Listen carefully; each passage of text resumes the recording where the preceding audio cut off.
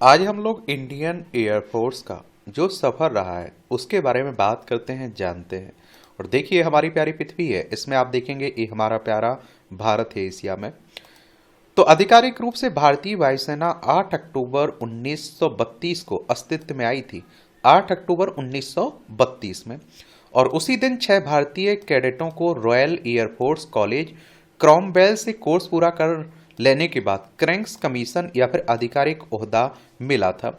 और इनमें से 5 कैडेट पायलट बने थे और छठे कैडेट को ग्राउंड ड्यूटी ऑफिसर की जिम्मेदारी दी गई थी। इन 5 पायलटों में से एक थे सुब्रतो मुखर्जी, जो बाद में भारतीय वायुसेना के प्रमुख बने।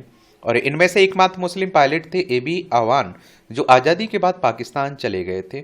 1 अप्रैल 1933 को ड्रग रोड कराची में भारतीय वायुसेना की पहली स्क्वाड्रन का गठन किया गया था। इस स्क्वाड्रन में सिर्फ 4 वेस्टलैंड जहाज शामिल थे। और आप देखिए, वायुसेना का पहला इस्तेमाल 3 साल के प्रशिक्षण के बाद इस स्क्वाड्रन को रॉयल एयरफोर्स की मदद करने और सीमांत प्रांत के कबायली विद्रोहियों के खिलाफ ब्रिटिश सेना के ऑपरेशन में सहायता करने की जिम्मेदारी दी गई थी। और पीवीएस जगमोहन और समीर चोपड़ा अपनी किताब the India Pakistan year war of 1965 में लिखते हैं, इस स्क्वाड्रन की को मीरन शाह में रखा गया था। कई पायलट फोर्स लैंडिंग की वजह से हताहत हुए थे और उनमें से एक थे सिख पायलट अर्जन सिंह, जिन्हें मीरन शाह से रजमाग के बीच उड़ान भरने के दौरान एक कबायली की राइफल से चलाई गई गोली लगी और उन्हें अपने विमान को जमीन पर उतारना पड़ा था। लाइसेंस वालों को वायुसेना में शामिल करने का प्रस्ताव। दूसरा विश्व युद्ध शुरू होने के बाद रिसालपुर में तैनात रॉयल एयर फोर्स के स्क्वाड्रन को भारतीय वायुसेना की एयर क्रू को ट्रेनिंग देने की जिम्मेदारी दी गई थी। कॉमर्शियल पायलट का लाइसेंस रखने वाले लोगों को भारतीय वायुसेना में भर्ती करने का प्रस्ताव दिया गया और इस तरह के करीब 100 pilot Indian air force volunteer reserve में शामिल हुए। और इसमें आप देखिए, शामिल होने वालों में पीसी लाल, रामास्वामी राजाराम भी थे, जो आजादी के बाद भारतीय वायुसेना में शीर्ष पदों पर भी पहुंचे। कुछ दिनों की ट्रेनिंग के बाद ही इन पायलटों को उस समय बनाई गई कोस्टल डिफेंस फ्लाइट में तैनात कर दिया गया और उनको वापीती, हार्ट और ओडेक्स जैसे आर्सेनिक विमान उड़ाने के लिए कहा गया। उनको समुद्री तट पर निगरानी रखने और जल व्यापारिक मार्ग में जलपोतों के समूह को ऊपर से एयर कवर देने की जिम्मेदारी दी गई। सेना के अफसर भी शामिल किए गए वायुसेना में। इसके बावजूद पायलटों को की इतनी कमी थी कि सेना के अफसरों से कहा गया कि अगर उनकी वायुसेना में जरा भी दिलचस्पी है तो उन्हें विमान उड़ाने की ट्रेनिंग दी जा सकती है। 20 सितंबर 1938 को सेना के 3 लेफ्टिनेंटों ने वायुसेना में शामिल होने की दिलचस्पी दिखाई। अंचित गुप्ता अपने लेख seconded to the skies the army officers who helped build the Indian air force में लिखते हैं कि ये 3 अफसर थे मोहम्मद खां जंजुआ, आत्माराम नंदा और आप देखते हैं कि बुरहानुद्दीन। उन्होंने थल सेना की अपनी वरिष्ठता बरकरार रखी, लेकिन भारतीय वायुसेना के लिए पूरी तरह से काम करने लगे। और उस समय भारत में कोई भी फ्लाइंग स्कूल काम नहीं कर रहा था, इसलिए उन्हें ट्रेनिंग के लिए मिस्र भेज दिया गया और भारत लौटने पर जंजुआ को स्क्वाड्रन नंबर 1 में तैनात किया गया। विभाजन के बाद उन्होंने पाकिस्तान जाने का फैसला किया। उन्हें वहां पहले ही दिन ग्रुप कैप्टन बना दिया गया। कुछ ही दिनों में वो एयर कमोडोर बन गए। बाद में उन्होंने पाकिस्तान के कार्यवाहक वायुसेना अध्यक्ष का पद भी संभाला। भारतीय वायुसेना का विस्तार। नंदा आजादी के बाद कानपुर में एयर रिपेयर डिपो के प्रमुख बन गए। सन 1958 में उन्हें भारतीय वायुसेना का उप प्रमुख बनाया गया। बरहानुद्दीन किन्हीं कारणों से सन 1941 में थल सेना में वापस चले गए। दूसरे विश्व युद्ध में युद्धबंदी बनने के बाद वो सुभाष चंद्र बोस के कहने पर आजाद हिंद फौज में शामिल हो गए।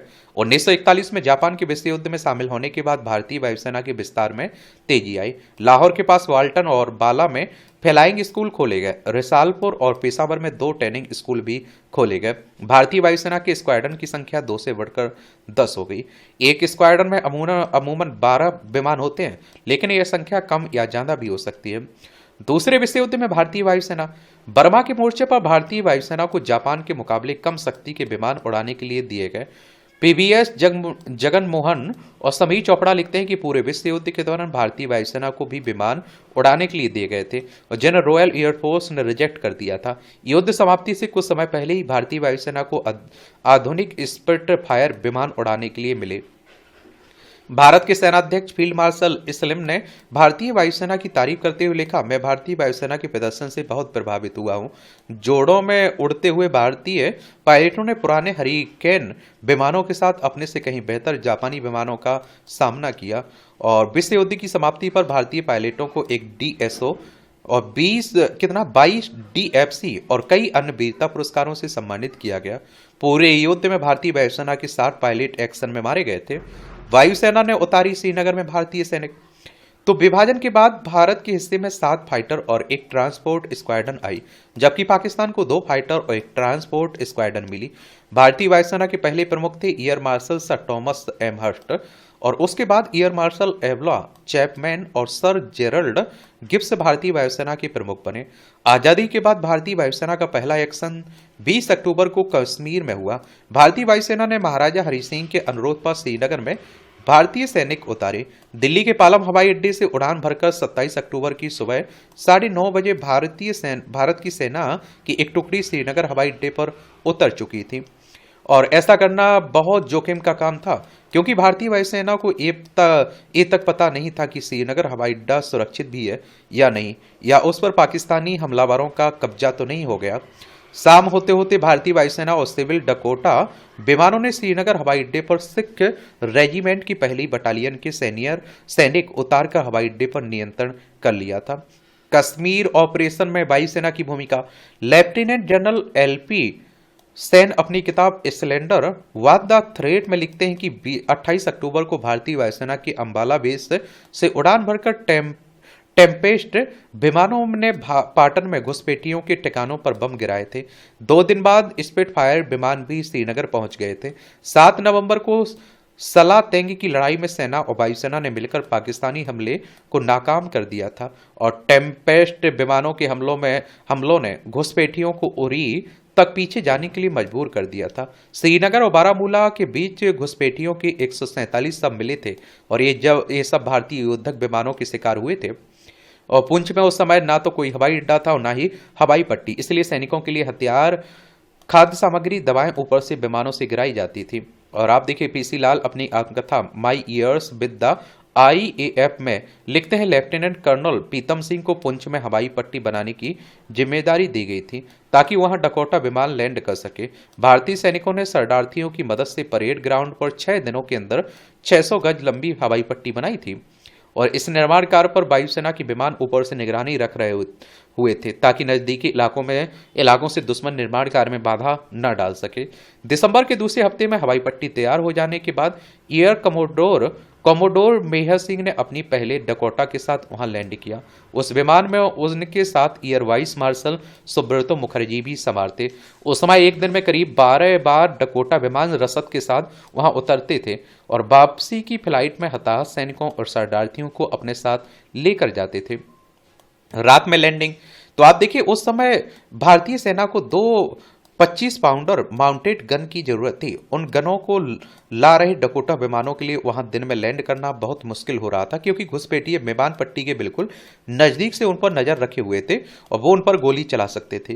पीसी लाल लिखते हैं कि एयर कमोडोर मेहर सिंह ने तय किया कि वो रात को तेल वाले लैंपों की रोशनी में वहां लैंड करेंगे। मेहर सिंह ने ही तय किया कि 5 डकोटा विमानों को बम वर्षकों की तरह इस्तेमाल किया जाएगा। मेहर सिंह को इसके लिए महावीर चक्र से सम्मानित भी किया गया।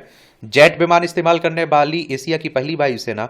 उन्हीं दिनों दक्षिण भारत में निजाम हैदराबाद के खिलाफ पुलिस एक्शन चल रहा था। वहां भी वायुसेना के टेम्पेस्ट और डकोटा विमानों ने सेना की सहायता करते हुए निजाम के सैनिकों पर बम और इश्तेहार भी नीचे गिराए।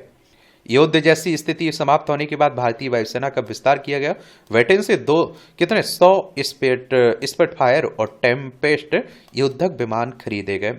और आप देखते हैं नवंबर 1948 में ब्रिटेन से वेम्पायर विमान आयात करने के बाद भारतीय वायुसेना जेट विमान इस्तेमाल करने वाली पहली एशियाई वायुसेना बन गई और 23 वर्ष बाद 1971 की लड़ाई तक इन विमानों का इस्तेमाल किया जाता रहा।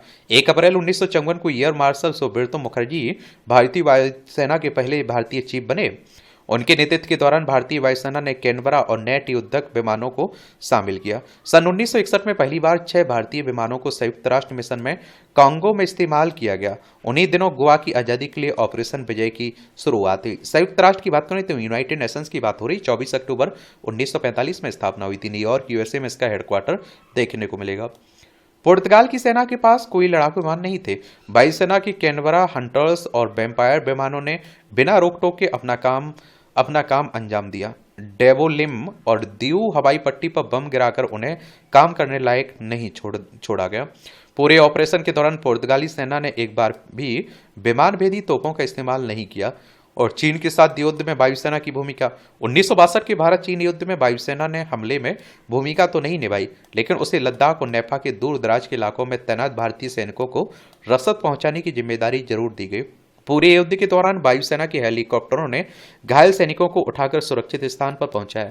लद्दाख में अक्साई चीन में सैनिकों को पहुंचाने की जिम्मेदारी भी भारतीय वायुसेना को दी गई। चुशुल में इतने जहाजों ने लैंड किया कि वहां स्टील की प्लेट से बनाई गई हवाई पट्टी करीब करीब टूट ही गई। लेकिन कई सैन्य विशेषज्ञों ने वायुसेना के आक्रामक इस्तेमाल न करने पर सवाल उठाए। लेकिन इस लड़ाई से वायुसेना को जो सबक मिले उसका इस्तेमाल उन्होंने 1965 में पाकिस्तान के खिलाफ लड़ाई में किया था। और ये आप देखेंगे हमारे पड़ोसी हैं, ये पाकिस्तान है, ये चाइना आपको देखने को मिल जाएगा। यहाँ बांग्लादेश है। बांग्लादेश 1971 तक पाकिस्तान का हिस्सा हुआ करता था। पाकिस्तान 1947 तक भारत का ही हिस्सा हुआ करता था। तो ये कहानी है इंडियन एयरफोर्स की। धन्यवाद।